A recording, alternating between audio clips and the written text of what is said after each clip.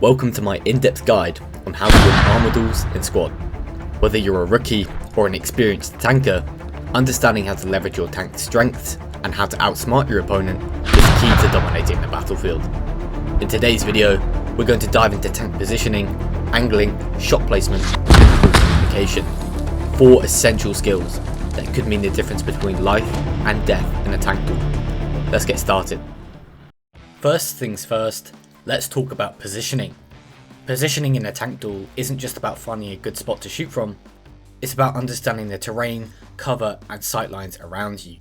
When you're engaging another tank, your goal is to minimise the chances of being spotted and being hit, while maximising the angles you can attack from. Let's break it down. Starting off, it is incredibly important to be aware of the terrain you're driving on or about to be driving on. Getting stuck on objects or potentially flipping your vehicle can get you killed or cause you to miss a crucial opportunity. Don't be like this Abrams tank on the screen, and stay sharp by frequently looking at your map. High ground isn't always your friend. Being on a hill or elevated area gives you a better view of the battlefield, but can make it easier for the enemy to spot you and hit you. In this clip, we can clearly see this Challenger 2 skylining on top of the mountain, making it easy to spot him. Additionally, his ammo rack and tracks are exposed, making him especially vulnerable. I highly recommend finding somewhere decently elevated, with cover, that is not at the peak of a mountain or hill when in a stationary position, to prevent skylining yourself and having more chance of finding cover while still retaining a good view of the action. As you can see, when this Challenger 2 is instead in a hold down position and not skylining, it is incredibly difficult to spot and successfully hit him.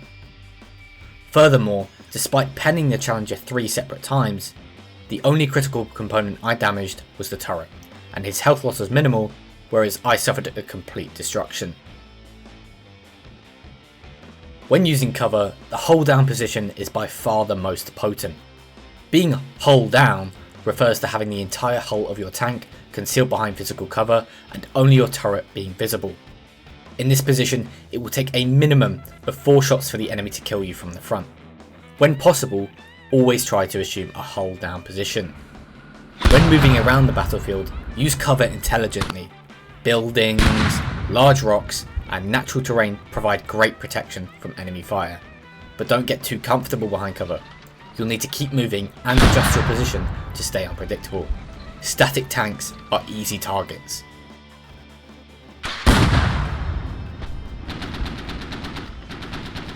Next, let's talk about angling. In squad, your armour is strongest at the front of your hull and turret. Simply put, as long as your hull is facing the enemy, the harder it is for enemy rounds to penetrate your armour. However, your armour alone will not save you, so try and find cover where you can, like we just talked about. Turret angling is just as important. In many tanks, the turret is the most well armoured part, so you'll want to turn it to face the enemy while also keeping the hull facing the enemy. However, be mindful of weak spots like the mantlet where the armour is thinner. Another aspect of angling is understanding gun depression and elevation. Many tanks have better gun depression than elevation, meaning you can fire downhill more effectively than uphill and vice versa. This is why it's so crucial to position yourself on terrain where you can use your armament most effectively. Now that we've covered positioning and angling, let's dive into shot placement, the most crucial aspect of winning a tank duel. No matter how well you position yourself or angle your armour, if your shots don't hit critical areas, you won't win the engagement. Every tank has weak spots. The lower glacis, mantlet and side of the tank are common areas where enemy fire can easily penetrate. However, knowing where these weak spots are is just the beginning. You also need to aim precisely and hit critical components if you want the upper hand. Hitting components like the tracks and engine can prevent an enemy tank from successfully manoeuvring behind cover, and a few well placed shots to the ammo rack can disable a tank in just 2 hits. If you're unfamiliar with the weak spots of different tanks, and for example don't know where to shoot a Challenger 2 to hit the ammo rack, I highly recommend the Squad Armor Viewer website, which I will link in the description. It has every single vehicle in the game, including their armor values and weak spot locations. Ammo choice also plays a role in shot placement. Armor piercing shells and ATGMs are great for penetrating thick armor, while high explosive rounds are better for dealing with lighter vehicles and infantry. Choosing the right round for the situation can make all the difference. Keep loaded. Finally, in order to be a good tank crew, you need a heightened level of communication. The driver, gunner and commander must communicate constantly. The driver needs to know where to position the tank, the gunner needs accurate target calls, and the commander must direct both. Friendly infantry can provide intel on enemy armour, AT positions and flanking threats. However, communication isn't just about talking. Your map contains a plethora of information. Whether it's enemy FOB locations, roads that have been mined or enemy armour movements, it's important to constantly refer to the map, as all information is good information. Your squad leader must also maintain dialogue with other squads, whether they are armour or infantry. Additionally, asking a friendly helicopter squad to scout enemy armour before you encounter it can give you the upper hand in a fight. In short, a silent tank crew is a dead tank crew.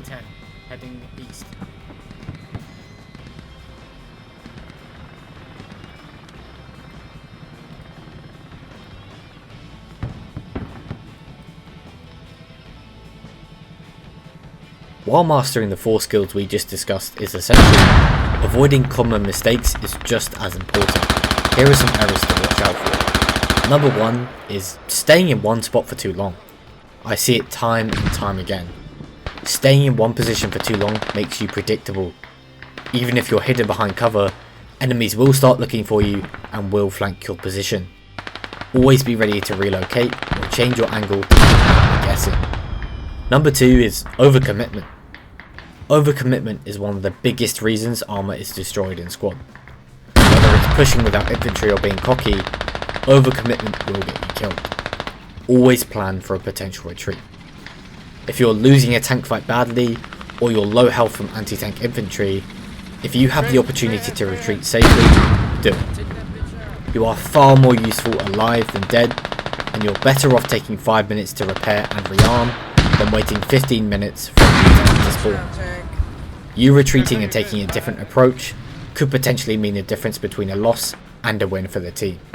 Number 3 is a lack of patience. I often see people rush after enemy tanks or fire their cannon at non-threats like transports, revealing their position. Patience is key, so keeping your position unknown to the enemy for as long as possible is very important if you want to be able to successfully ambush the enemy. Learning these skills and preventing these mistakes is all well and good, but it's very different to see them used in action. To end the video, I'm going to break down a picture perfect tank fight. I'll let you watch the fight in its whole first, and then we'll analyse it together.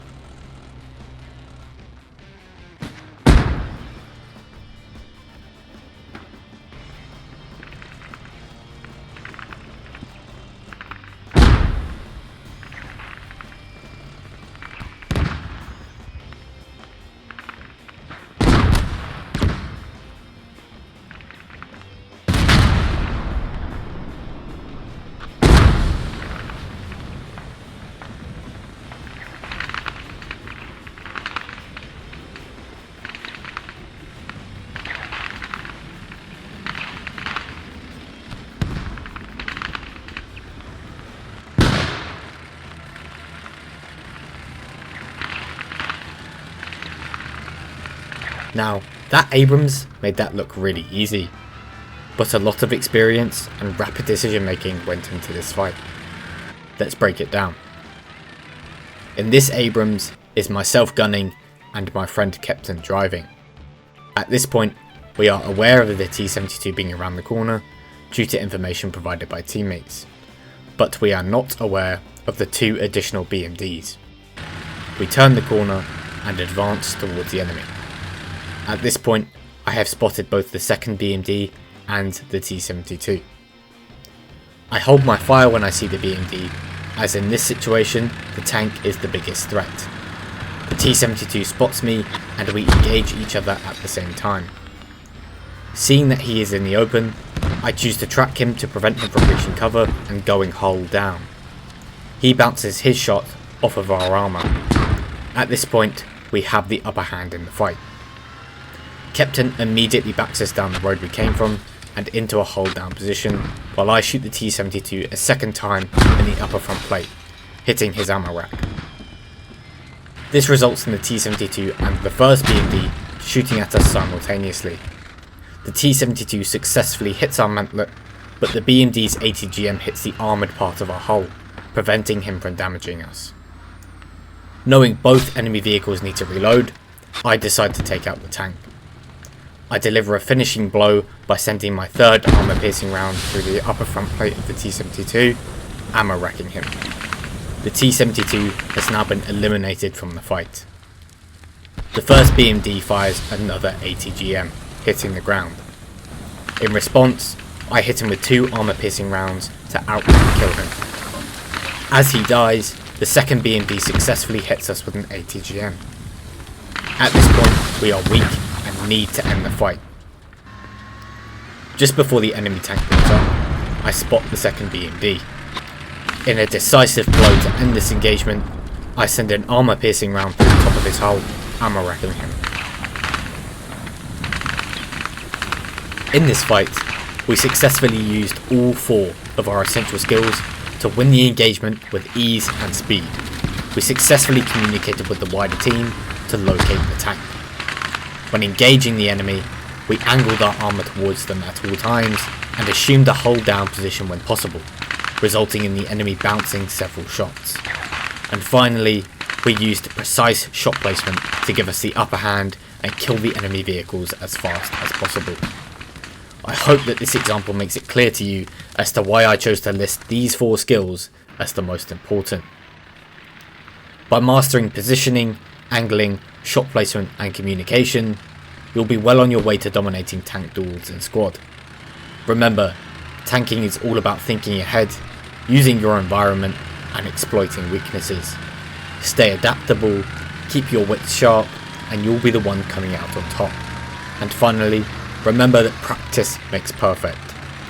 Thanks for watching, and good luck out there on the